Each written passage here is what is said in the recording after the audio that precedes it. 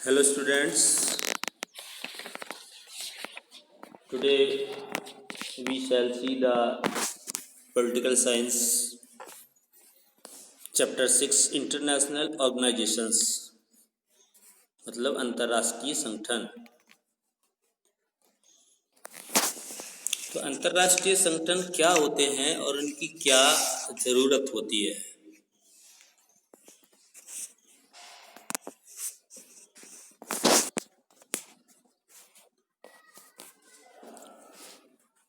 तो why international organisations, international organisations क्यों, इसे हम क्यों देखेंगे या क्यों इसकी ज़रूरत हमें पड़ती है। तो we shall discuss the role of international organisation, मतलब हम अंतर्राष्ट्रीय संगठनों का जो रोल है वर्ल्ड पॉलिटिक्स में उसको हम देखेंगे। तो India's involvement in the UN and it's view of security council reforms, कहने का मतलब यही है कि भारत जो है सिक्योरिटी काउंसिल का मेंबर बनने के लिए अपनी कोशिशें लगातार करता चला जा रहा है। तो पूरे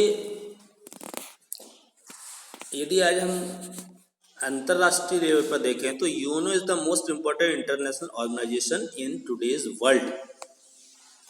आज यूएनओ जो है, यूएनओ जो दुनिया में सबसे इम्पोर्टेंट ऑर्गेनाइजेशन है और ये इससे उम्मीद है पूरे वर्ल्ड को कि दुनिया के अंदर peace and progress for human beings ये काम करेगा। तो यहाँ पर जो हमारे डैग हैमरजोल्ड जो यूएनएस के सेकंड सेक्रेटरी जनरल, उनका एक स्टेटमेंट आया था कि the United Nations was not created to take humanity to heaven but to save it from hello.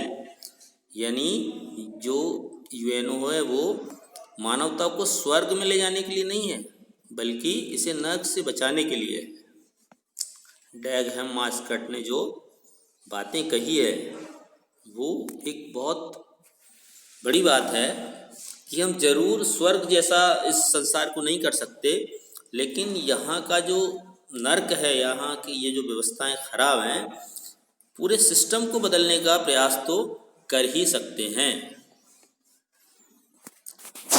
क्योंकि वर्ल्ड लेवल पर या पूरे होल वर्ल्ड में देखा जाए तो कई तरह के डिस्प्यूट चलते आए हैं और यदि इन डिस्प्यूट से हमको दुनिया के देशों को बचाना है तो स्वाभाविक रूप से हमें इस पर काम करना पड़ेगा और इसका एक मात्र जो उपाय है वो यूएन जैसी अंतर्राष्ट्रीय संगठन है, अंतर्राष्ट्रीय संस्थान जो इससे हमें बचा सकते हैं।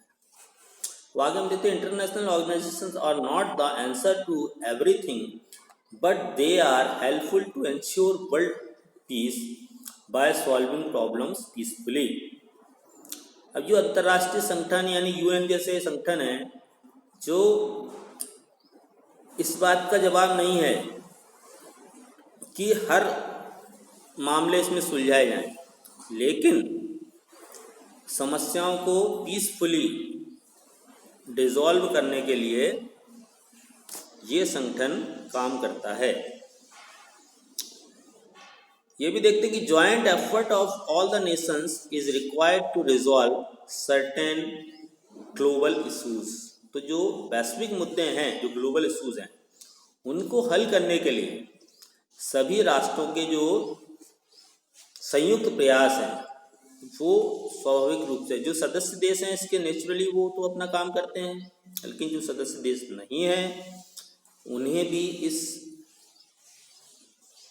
ऑर्गेनाइजेशन को बहुत ज़्यादा स्ट्रॉन्ग करना पड़ेगा ताकि यूएन जैसी संस्थाएं विश्व के लिए काम करती रहें। अब इनके कामों पर शक करना ये काम विश्व के अन्य देशों का नहीं है। और आगे देखा जाए तो an international organisations is helpful to cooperate the efforts of the nation states.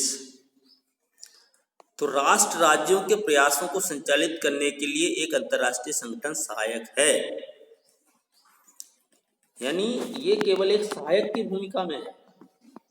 यानी वर्ल्ड के अंदर पीस, वर्ल्ड के अंदर प्रोग्रेस को की स्थिति को निर्धारित करने के लिए यूनाइटेड नेशंस काम कर रहा है। संयुक्त राष्ट्र के विकास के लिए ये काम कर रहा है। अब यहाँ पर देखा जाए तो यूनाइटेड नेशन का जो चार्टर है 1945 में, जिसमें कि 51 स्टेट्स के जो प्रमुख थे उन्होंने इसको साइन किया था, और यदि इसका उदय हुआ तो वो 24 अक्टूबर 1945 को हम देख सकते हैं। एस्टेब्लिश यूएन चार्टर जो आया था 26 जून 1945। तो इस तरह से हम देख सकते हैं कि कैसे ये अंतर्राष्ट्रीय संगठन शुरू हुआ और कहाँ तक पहुँचा है। तो एंटोनियो गार्टिस जो कि सिक्योरिटी जनरल नवे बनाए गए हैं 1 जनवरी 2017 से, अभी वर्तमान में यही है।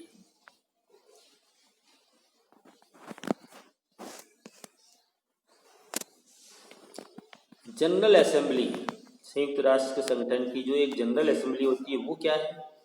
इसका काम है main policy making organ of the UN, यानी संयुक्त राष्ट्र के जितने भी पार्ट, जितने भी काम करने वाले जो फंक्शन बनाए जाते हैं उनकी मुख्य नीति बनाने का काम करता है। और दूसरा,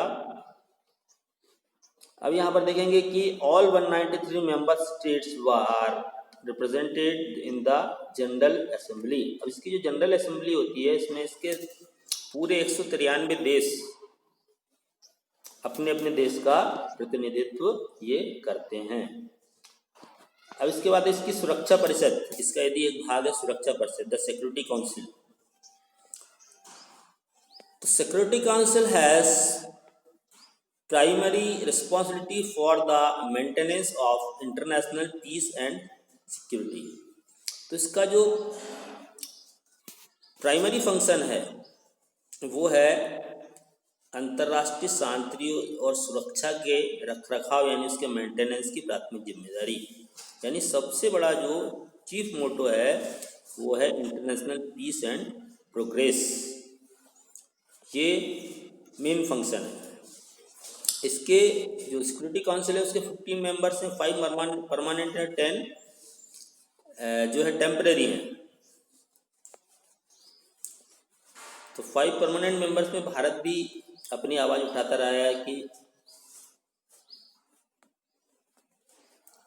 भारत को भी इसके स्थायी सदस्यता मिल जाए। तो फ्रांस, रसिया, चाइना, इंग्लैंड, अमेरिका, ऐसे देश अभी इस सिक्योरिटी काउंसिल के परमानेंट मेंबर्स हैं।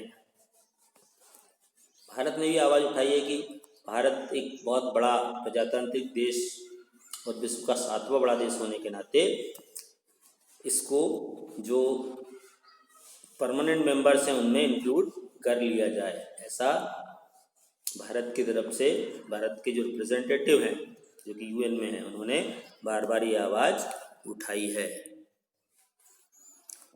इसके बाद हम इसके अगले काम के देखते हैं। तो यूएन का जो है इकोनॉमिक एंड सोशल काउंसिल दूसरी जो है, इसमें principal body for coordination, policy review, policy dialogue and recommendation on economic, social and environment, इसके लिए।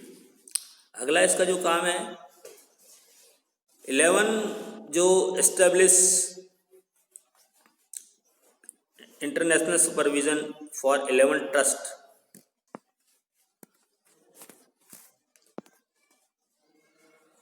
देखा जाए तो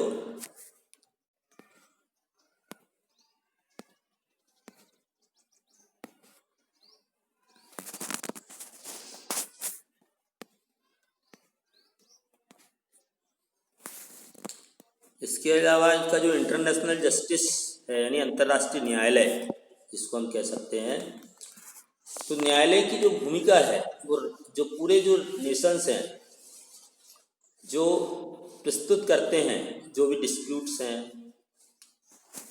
उनको स्पेशल एजेंसीज द्वारा कानूनी सलाह के आधार पर इनको दिशा निर्देशित किया जाता है कि इसे किस तरह से इस मामले को इस डिस्प्यूट को हल करना है।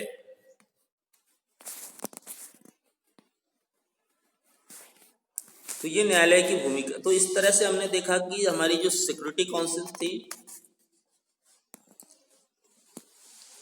और जो न्याय परिषद थी वो मुख्य बॉडी होती है किसकी, हमारे